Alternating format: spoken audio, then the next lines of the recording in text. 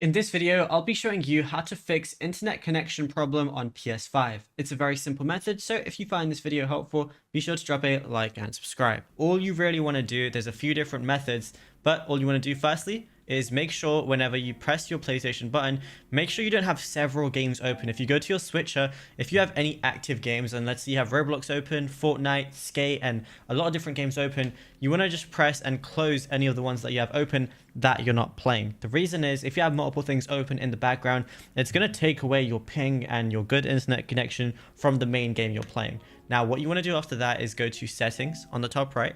Then once you're here, go to network, which is the first tab you're usually on, and then go to settings right here. Make sure connect to the internet is enabled, of course, then go to set up internet connection. Now, the very best way to fix any lag or any performance issues you're having with your internet is just make sure you're on a wired Ethernet connection. That's the best way. A wired LAN is the best way to get the highest speeds from your router.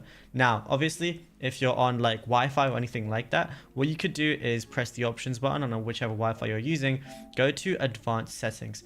Then when you scroll down, you want to go to DNS settings. Right now mine's automatic, but you can switch it to manual, and I'd recommend in primary typing in 8888, just like so. And then what you want to do is go to secondary DNS and type in 8844. Once you do that, it's going to basically connect to Google's DNS server. Then you should get more stable internet as well. But again, wired LAN is always the best route to go.